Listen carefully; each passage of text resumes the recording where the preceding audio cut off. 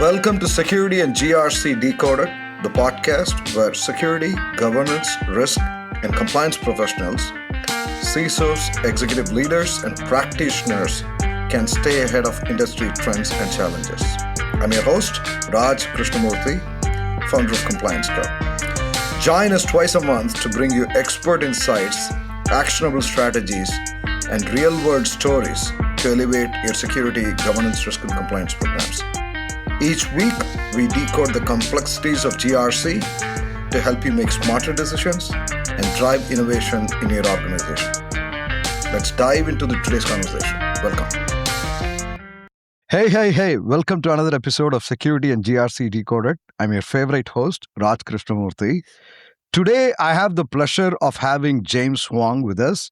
James has been in the GRC business, if I can say that, for 10 plus years.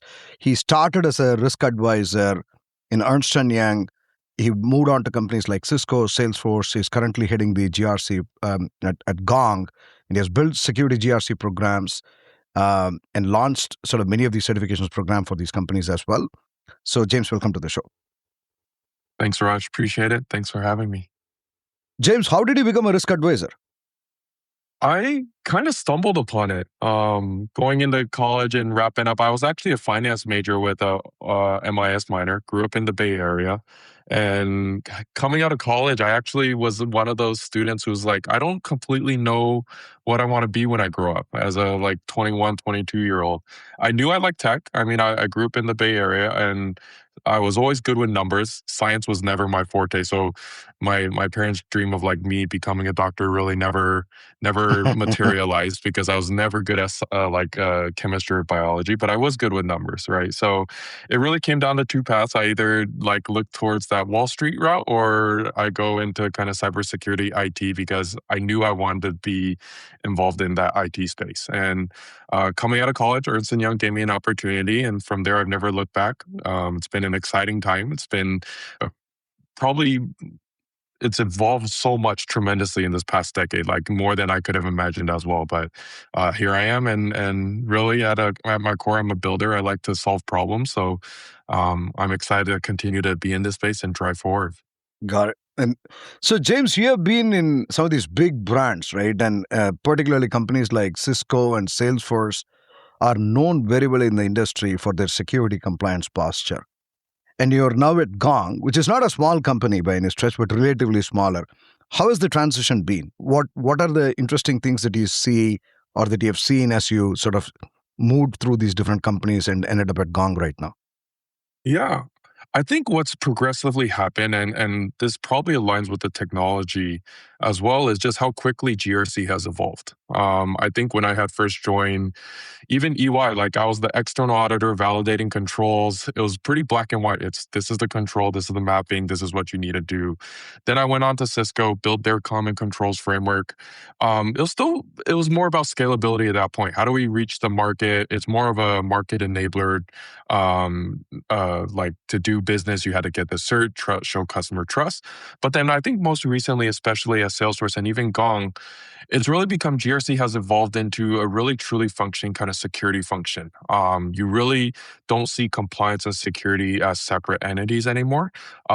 They should go one and together. Good security should enable compliance and governance. And I think there's definitely areas of improvement. I think there's areas of catch up even globally. I think the US and a lot of these markets that we're in today, Europe, US, and certain regions of Asia and whatnot, we definitely are advancing at very rapid paces.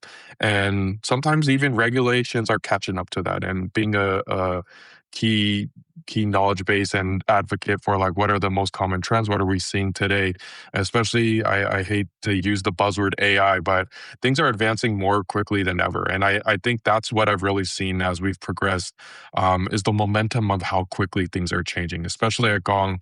We're much smaller in size compared to a Salesforce or a Cisco, but from a risk perspective, we're our risk size and what were attack vectors I wanted are still the same. Like what may impact Salesforce will impact us as well. So I think that's the nice thing about the industry is like we don't often face risks in isolation.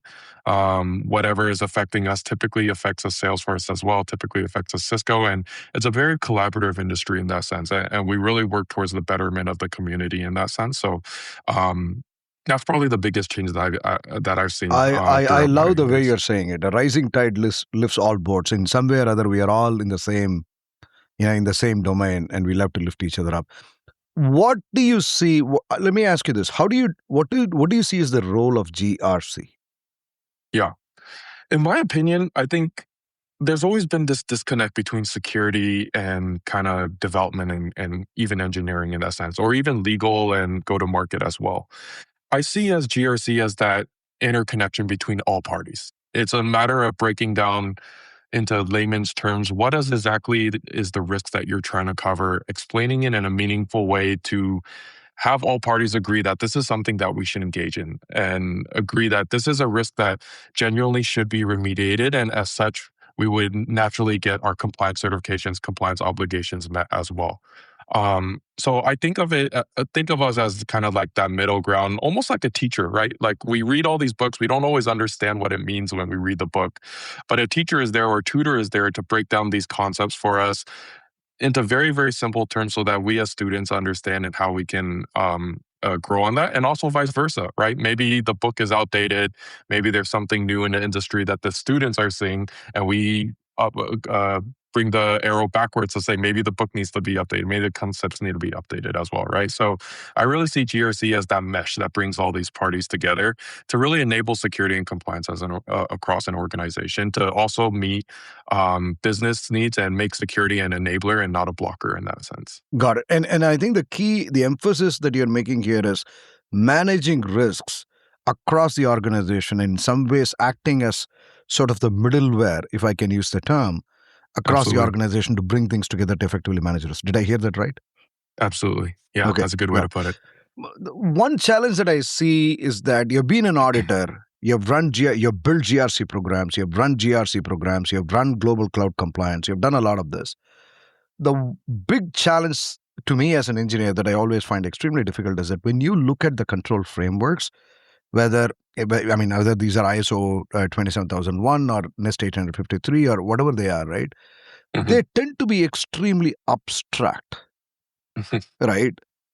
And you've built a lot of these programs yourself. So how do you correlate between what you typically have this body of work from a compliance perspective, and how do you Yeah. translate that to effectively managing risks? Are they one and the same? Are they very different? How do you view it?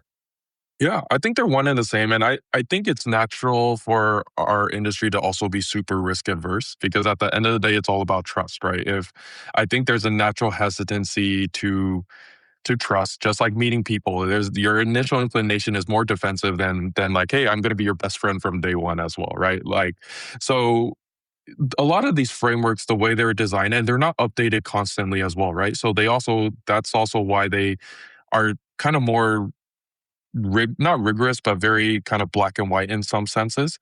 Um, because they only go through so many updates. They're trying to stay ahead of the times and ahead of the technology as well. So they're overly kind of just again, I would use like black and white. Now, what I like to ground myself at the end of the day is not just reading whatever these frameworks, NIST, ISO, SOC at face value, but really try to understand at the end of the day the risk that they're trying to address. And by doing so, that's where I mean they come hand in hand. They're not one separate things because if you can understand the risk, you can have those conversations with different assessors. You can have those conversations with customers to say that like, hey, I know the standard may say this thing, this is the risk that it's ultimately trying to address, but there's a little bit of flexibility there where we can do our own risk assessment, show that this is ultimately the goal of the control and how we meet it differently as well. And that's also how we engage our engineers as well, right? Like I don't actually like to engage engineers and our partners to say, hey, this is the control, this is how we've got to do it. That's just the way it is. I actually go into these conversations to say, hey, this is a risk that NIST has brought up. this is the way our team is thinking about it from a solution perspective, but we would also love to hear like, what is your option, right? Maybe this control or risk isn't even applicable to us based on our business model and how we handle customer data or consumer data as well, right? So I think if you tackle it from a risk perspective and bring in that lens, it opens up the conversations to be more proactive, and not necessarily gray, but focus on really accomplishing the goals of like what a good or robust security program should be doing. Got it.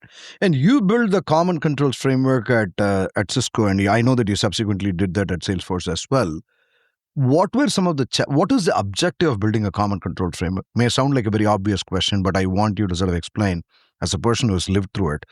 So, what is the objective of CCF, and what challenges did you face, especially at large companies like Cisco and Salesforce? Yeah, absolutely. Ideally, like if in an ideal world, all of our regulators, all of the countries that we work in would be talking to each other. We'd have one universal standard across the board that would cover all like the security requirements. But in the world that we live today, it is very segmented. In the US, we have SOC 2. In Europe, ISO is a big thing. In Japan, ISMAP is a big thing. In Australia, IRAP's a big thing, and so on and so on. Like it just is never ending in terms of requirements that these governing bodies and even requirements from a customer by customer basis is constantly changing, right? So if you were to look at every one of these frameworks at face value, there's hundreds, if not thousands, of controls. I think Australia's IRAP standard itself has 1,000 controls, right? So if you take all these together and you took all of that face value, it's not scalable because you're taking you're assessing every single one, every single control, every single time that you have to do a report or an audit. But if you really look and cross compare a lot of these certifications, they're focused on the same domains and same risks. Yep. And if you consolidate all of that, you can really bring together these themes into like a central set of controls that would give you coverage across the board. And our goal is to build this stair-step model because we do recognize that not all standards are created the same. Like FedRAMP and NIST 853 is one of the highest bars. So there is a stair-step approach where you as an organization, what are you going to set as your baseline? And then every time you look to expand into a new region, expand to a new certification, what's that stair-step approach in terms of incremental updates? And I think that's the power of a CCF. It brings your compliance program into a scalable manner, but at the same time, it can also break it down when you need to expand into those markets, people, process, technology, because usually what's the biggest uplift typically are technologically or technology updates where you have to reconfigure the system or rip out and replace a system just because it doesn't meet the bar of a certain compliance framework as well, right? So if you can break that down, it just becomes very, very easy to understand. I almost think of it like a cheat sheet for calculus or a cheat sheet for accounting with all your formulas. You just have the core set of formulas that you need to work off of. And once you have all the numbers and whatnot, you just plug it in and it gives it all to you, right? So in essence, that's what I think the common controls framework really brings value. Now, that's only one piece, right? That's only step 1A. Anyone can create a common controls framework, but getting buy-in and getting understanding is a separate thing. And I've always been a big believer at the end of the day that, again, controls should not exist for the sake of just existing. Controls should tie to a risk that then gets supported by a policy and standard. And the good news is, like with a lot of these frameworks that we are talking about, they don't just create controls for the sake of creating controls either. They try to base it off a risk, off of a domain, off of something that they're noticing in the industry that needs to be addressed.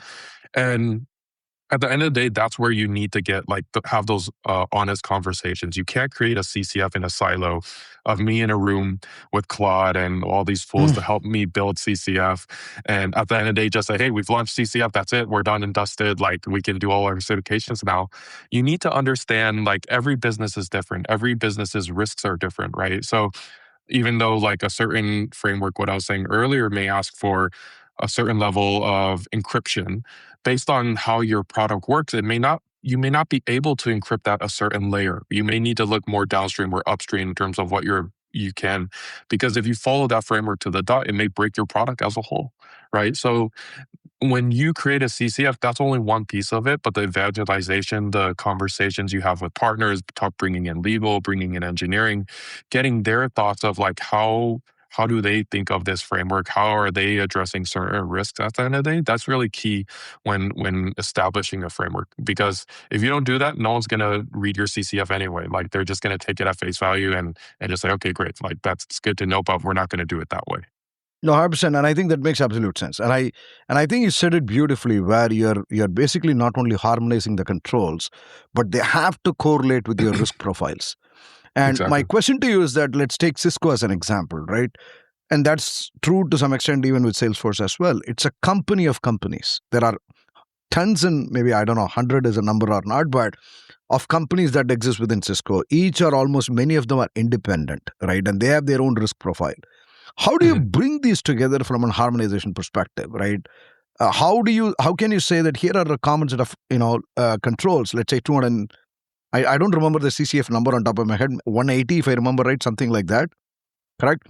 And Yeah. how do you say, yeah? And then you have cross map across all the other authority documents. But how do you do this across all the different lines of business within Cisco? And how do you get Yeah. buy-in? Yeah. So transparently speaking, like things get very, very difficult when your tooling is very segregated, right? I think the biggest difficulty at Cisco and Salesforce, and even like at Gong that we're facing are like your the toughest parts of compliance are when you have acquisitions because there's different technologies, there's different teams, there's different tooling, and I think that's the first thing we always try to do is we try to consolidate tooling as much as possible. We try to consolidate processes as much as possible. And even if you took like another example, if you took compliance out of it, just think about like from an HR perspective, you always want the first thing to do from a mergers and acquisitions is bring them onto your central HR system, bring them onto your central AD. You don't want to be managing two workdays, two separate ADs because it just gets very, very messy in that sense, right? So I think first and foremost, we always try to align on processes to really scale in that manner. But at the same time, I think there are certain risks that at the end of the day are common regardless of the type of business you're in, right? At the end of the day, even if you take an up level and don't want to go by control risk, you can focus on more generic domain risk, right? And what I mean by that is access controls or access risk. Inappropriate access applies to any business, regardless of the type of business, and inappropriate changes, backups, disaster recovery. These are things that businesses as a whole need to plan, regardless of the type of technology and field that you're in, right? So it's a matter of up leveling the conversation even further to higher themes if you need.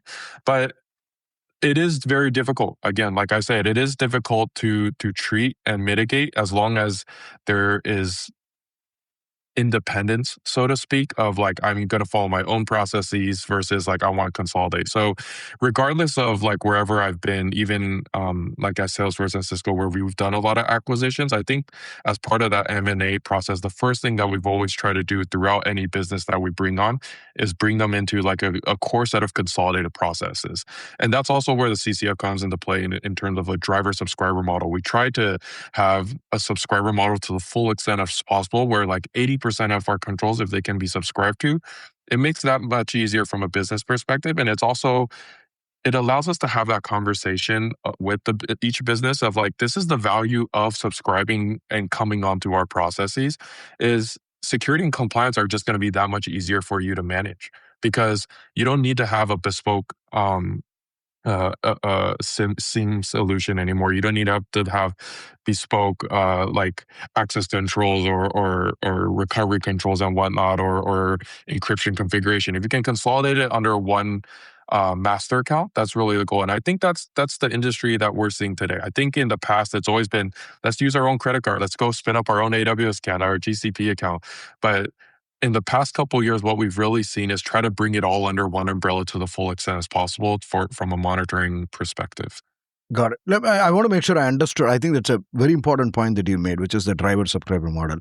What I heard there are a couple of things. One, you're basically providing a central guidance and allowing each of the parties to adapt or adopt as they feel fit. Is that correct? That's right. Yeah. Okay. Two is that you want to be able to centralize on as much of technology as possible so that all the controls that you're applying into those central technologies can be leveraged in almost instantaneously. Is that correct? That's right. The third question I want to ask you, where I see the gap is that each of those divisions have their own process. So what you said makes absolute sense from a technology perspective and leveraging common technologies. But how do you sort of harmonize the process? Because Meraki could follow a completely different process than WebEx, right? As an example. So how do you harmonize these processes and how do you bring them to the control? And my particular sort of question is, how do you then take all of this as a global cloud compliance team and go convince the auditor that it is collect once and map many? Yeah. So I think as part of CCF, the big thing that we try to also cover is typically processes and procedures and even what an auditor is looking for, right? So even though the process may be different, at the end of the day, you just want to demonstrate how you meet the risk, right? So what I mean by that is like one company could have zero trust. Another company could still be on more legacy like YubiKey or even biometric authentication and whatnot as well, right? So I think it's just a matter of, again, like when you have those conversations with assessors and even when you talk to each of these teams is focus on what the risk is because the control is there to mitigate the risk. Yep. And typically you don't want to create a control that is so specific that you don't want to shoehorn yourself into just saying, this is the only way to meet the risk. That goes back to what I was saying earlier of like, when you have these conversations with engineers, if you come at it from a risk perspective and you understand the different ways of implementation, you can create a control that is malleable to cover all different aspects of each business's processes to do things, right? Like if you created a control that was so specific that said you have to use this type of technology to do all these things, you shoehorn yourself into like enforcing that across the board. But if you create it more holistic to say, hey, access to production requires or access to production is or endpoint devices are managed through zero trust codes and authentications, then that opens you up to kind of more conversations in that sense. Got it. Got it. No, and I wanted to maybe try to take, you've been a big advocate of automation and continuous controls monitoring, James. So what is your view of continuous controls monitoring? I think we've talked a lot about controls and it's maybe just a logical question. And how do you see CCM and what do you see as the challenges with CCM? Yeah.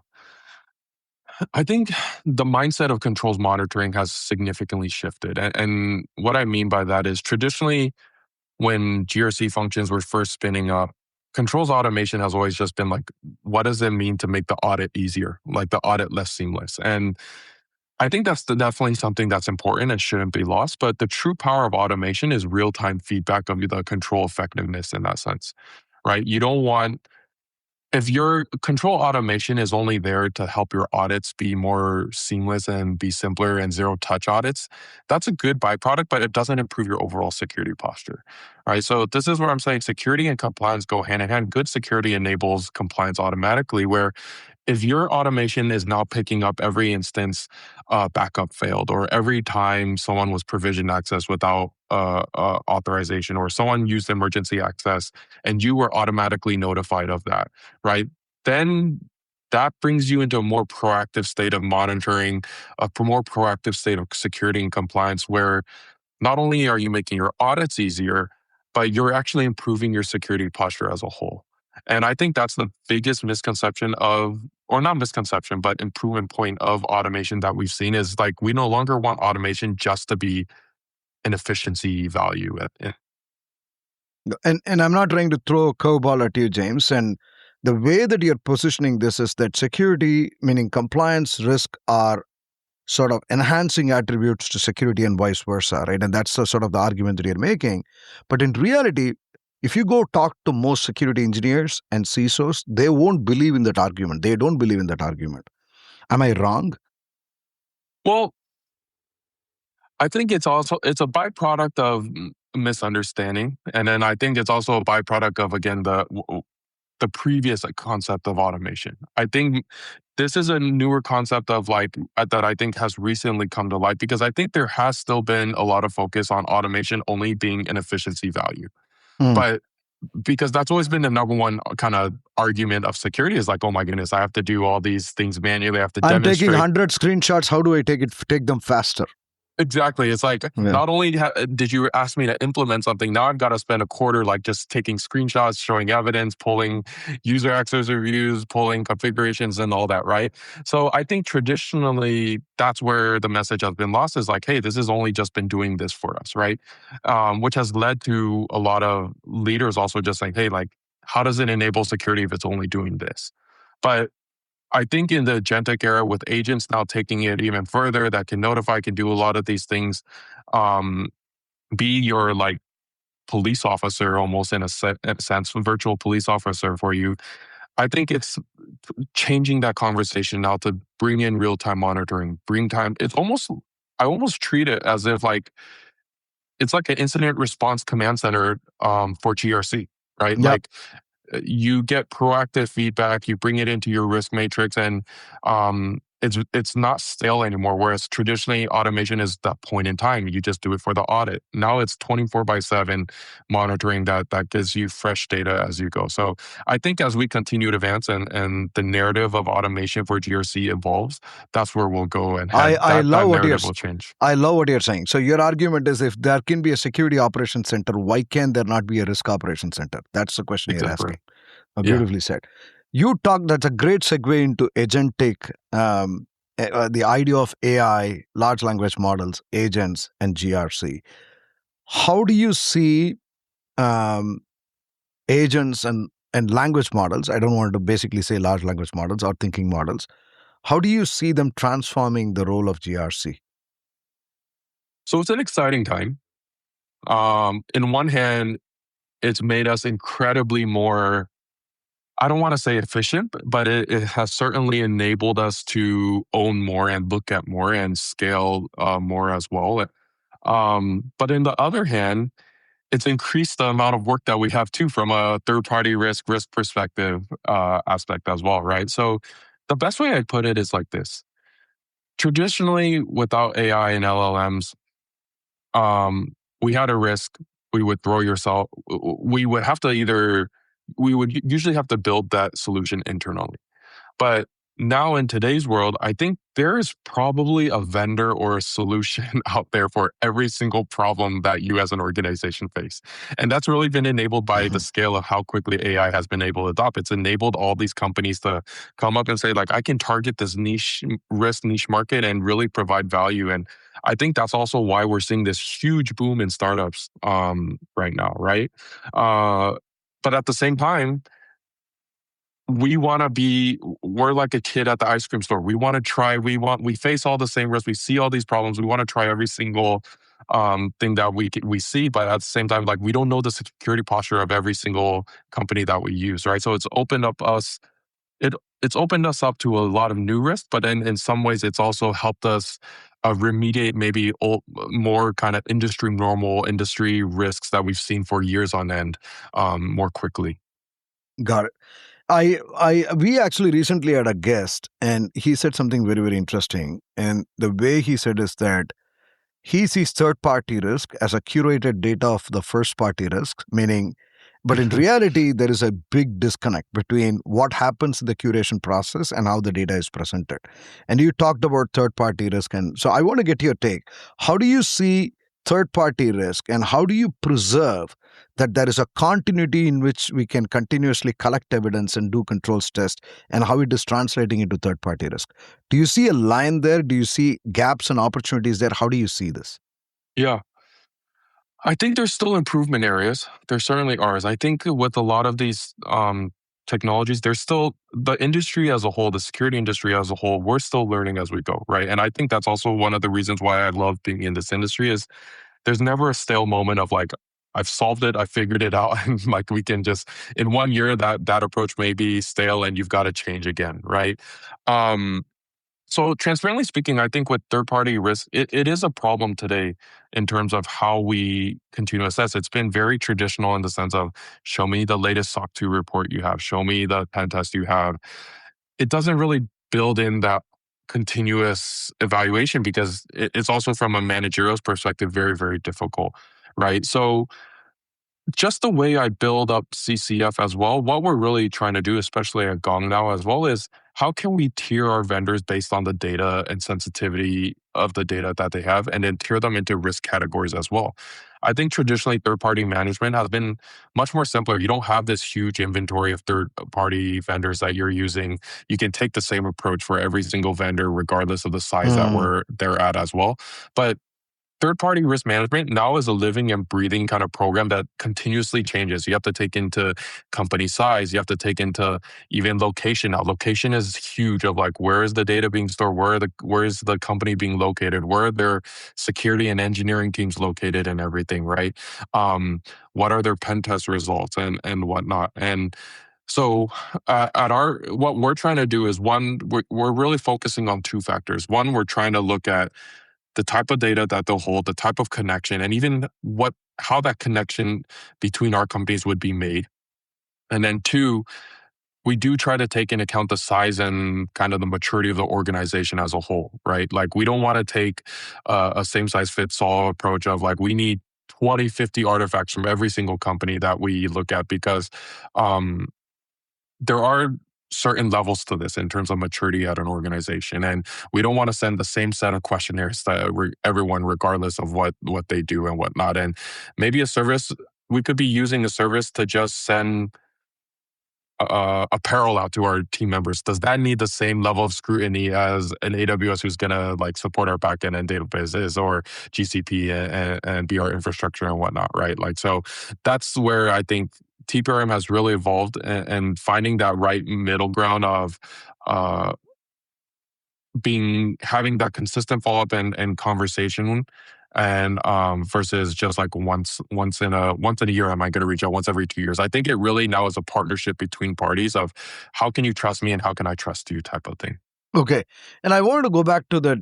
So the one example why the way that I see, for example, the large language models have become phenomenally successful, especially and it's phenomenally successful in some areas, like for example, coding, right? Automated autonomous coding.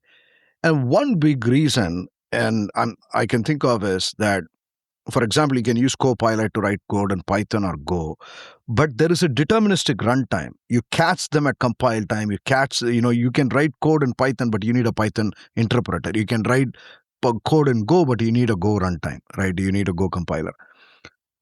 So in some ways, you're taking the probabilistic set of inputs and then converting them into deterministic outputs, right? And that's how we are able to sort of reduce the verification cycle. How do we apply this in the world of GRC? What I mean by that is, how can I take natural inferences that from a control narrative that I can translate to some pieces of automation, but how do I deterministically execute them every single time in the world of agentic GRC? Have you thought about that? Have you come across that? Yeah, that's a good question as well. I think this is where like if I'm thinking through this, you really don't want to design your automation based on the control language at the end of the day again. You want to design the automation based on what the risk you're trying to cover. So it can be malleable and it can adjust based on the situation that it's in. Now, I think there's debate, right? Like I'm not here to debate like what is the best model. We use all different types of models. So I've had experience in all different types of models. I think really what I see at the end of the day is like there's a trust but verify. Like that's probably the number one thing we say in our industry, right? Like Trust it's good but to use verify. these tools. Mhm. It's good to it helps us do a lot of work. It allows us to do more in our day than without it. But at the end of the day, you still need to do a level of testing. You still need a level of verification. We're very big on at the end of the day when it comes like to decision making processes. You're responsible for whatever you run, right? So you want to have someone verifying what comes out of it, even if automation is working and showing no findings or no results. You want to test that every once in a while to see that is it truly working the way you've designed it, or has it gone sideways and has it gone awry? And I think that's the good thing about automation is at the end of the day, when it comes to like testing and whatnot, from a compliance perspective, you can't test 100% of the sample. It's just impossible from an auditor's perspective. Automation enables you to get more visibility, but at the end of the day, if it broke, the worst case scenario is you just for that one period go back to your manual ways of like, okay, I'm gonna have to pull a population for this short period again. I'm gonna have to test manually, but then you fix your automation and bring it back up to speed again, right? So I think that's the way I see it is that you want to have someone consistently testing. You want someone to be there to check the results. Don't just say take over cloud, take over Codex, run with it, and I'm going to close a blind eye because that doesn't bring any value. So you need to be able to create a deterministic, repeatable, consistent set of outputs, right? It's almost like what we call idempotent, right? Underlying state doesn't change, the inputs don't change, you expect the same output. You need to be able to demonstrate that. You said something very interesting. You said that is one of the reasons why you said you should not go off automation off the control language or the. My question to you is that aren't control narratives supposed to incorporate your risk statements as well? Isn't that the purpose of these control narratives? Absolutely. They should. And I think when we design a CCF, actually there's the control language, and then we do have a narrative that supports the control language as well. So from a narrative perspective, you should document ultimately like actually that's a very good point, Raj. I think you should design your automation even off the narrative as well, because your narrative will translate the risk in a way that the agent probably will understand more clearly as well. So I do think that the narrative is there it's almost like at the end of the day, they said an agent is only good or agent is only as good as what's the term? An agent is only as good as how well you prompt it. You prompt them, yeah, correct. I think the narrative is almost essentially your prompt of this is what you should be looking for. This is the risk that you're trying to cover at the end of the day. I think no conversation today around security or GRC will end without talking about Mythos or Glasswing. What is your take? How much did it shake you? How much did it impact you as a GRC? I'm asking you as a GRC leader, what is your take on Mythos and how did you react to it and how do you want to react to it? Yeah. This is a very hot topic, even with our leadership at Gong and Salesforce. And it wasn't at Cisco because Mythos hadn't come out yet when I was at Cisco. I think it was an initial shock. It was like, oh my goodness, the world is falling when it had first released. But at the same time, I think it was viewed as an incredible opportunity. What I mean by that is like it gives security an opportunity to really focus on improvement and fixes. Like if you look at it at face value, there's two ways to see it. It's like, oh my goodness, our threat actors are going to be able to see every single vulnerability that comes out or that our product has. But if you also flip on it, it's going to be like, oh my goodness, now I have visibility into every problem that like maybe I couldn't catch in the past as well, right? So just as much as it's a benefit for our threat actors, it's a benefit for us internally to be able to use something this powerful to see what do we need to focus on from a remediation standpoint. And at the end of the day, I think if you took Mythos at face value, it's overwhelming. You can't just take it and say like I have thousands and hundreds of risks and issues and vulnerabilities and whatever it may be. But you need to find a system to really quantify that and really target. Because if you just say I'm going to go in and patch everything, I'm going to go in and update everything, it's just not possible. If I had unlimited resources, unlimited budget, yeah, sure, I'll go ahead and do that. But realistically, every team, every organization just has a constraint when it comes to like being able to patch and being able to fix issues as we see. So that's where I really like to focus. I think Mythos has really opened us up. It's opened us our eyes up to focusing on the likelihood of things. It's no longer just the impact. Something could have a very high impact, but if it's not, it's like a very, very low likelihood, then does that take a lower precedence than something that is still a high risk, but not as high, but very, very high likelihood of being exposed at that point, right? So if anything, that's the way I see it is like, it's brought more focus into the order of operations or order of how you want to remediate versus just like, oh my goodness, like it's opened us up into a world of trouble. It's helped us prioritize. It's almost like helped us build a planner out in a sense. Makes sense. Yeah. But I'm reminded of, I'm just to do a counter argument on this, a devil's advocate on this, right? I'm reminded of DDoS, right? The denial of service attack. So when there are too many of it, right, you tend to lose focus. And and you typically bring up the entire service down. And my question is that the security in the GRC apparatus is already suffering from a lot of noise. Are you afraid that Mythos is going to create more noise and as a result it's going to make it worse than better? It could. But I think very similar to at the end of the day, what we're focused, even something that we're really big on today is availability, right? So what I mean by that, I know availability is totally kind of separate from security, but what I mean by that is you need to focus your scope. At the end of the day, what is the scope to your core business?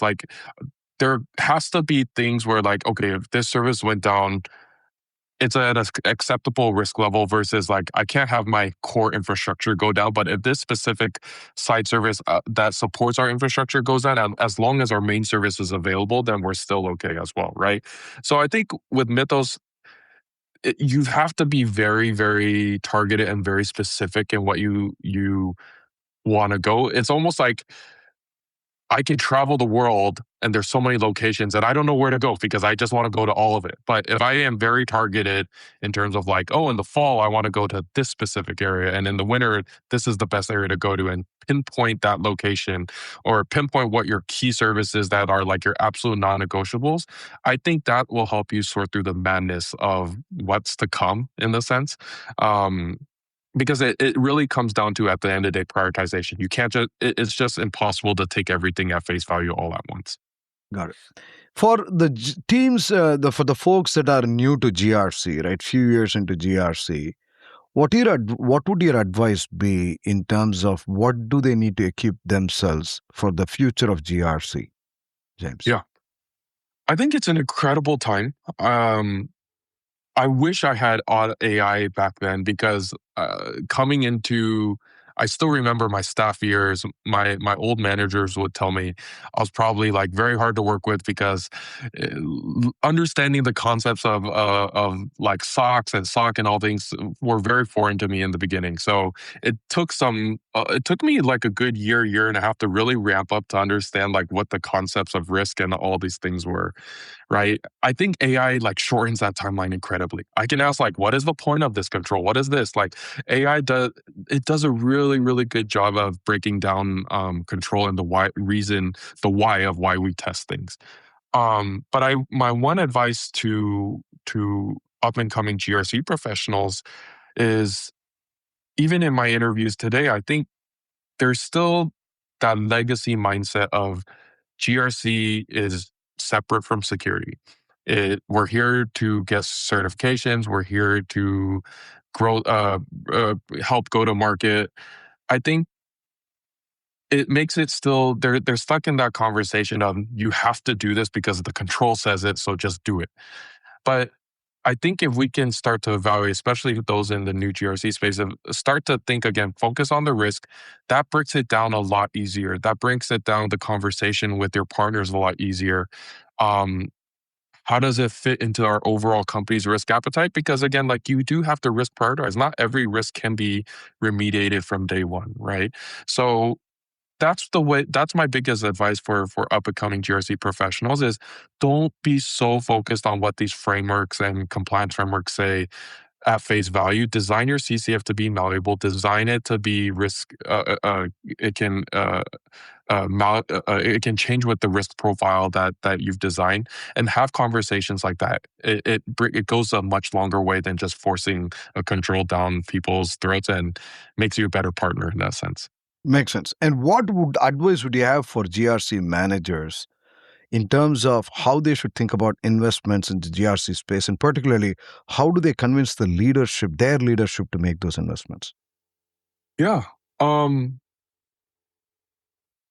That's a question I'm dealing with day in, day out, right? I think the old GRC mindset has always been we've got another certification, let's throw more manpower at it, right? I think that's a natural kind of first inclination is we need more people.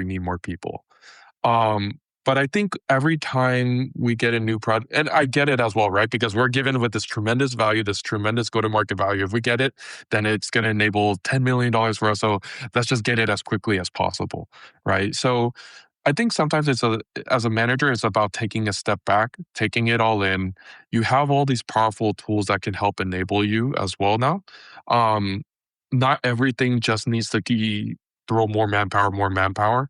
I think what we're really evaluating, even myself as a manager, is with AI, like our 9-hour day, typically maybe we could have accomplished 5 tasks. Maybe that's expanding to 8 to 10 to 15 tasks now because of just how many things AI enables us to do as well, right? So that's probably my biggest advice from a managerial standpoint is like every time there's something new, like the initial reaction is to like you have your initial gut reaction. Just like I was saying with Mythos, the initial gut reaction is like, oh my goodness, the world is falling. We're going to hire 100 more people to figure this out. But take a step back, think about it, think about what you're trying to do, think about what your team's priorities are. Just like risks are evolving, different risks are a bigger priority. The team's priorities could change. Maybe someone can shift over here and there. And then once you digest it and really understand, then make a decision. Don't rush to a brash decision of saying, I need to do this in this way immediately, because that's also the problem with creating a control is like, I'm just going to create a control for the sake of it. And then no questions asked, just do it. But if you take a step back and really focus on the bigger picture, it allows you to take different strategies to it. James, this has been a very fascinating conversation. I thank you very much and best wishes. Thanks, Raj. Appreciate it. Thanks for having me. Thank you for listening to Security and GRC Decoded. We are your go-to resource for staying ahead in governance, risk, and compliance. If today's episode resonated with you, we would love for you to subscribe, leave a review, and share it with your network. To dive deeper into these topics, visit us at compliancecow.com and follow us on LinkedIn for more insights and community conversations. Join us next time as we continue decoding the future of GRC. Thank you.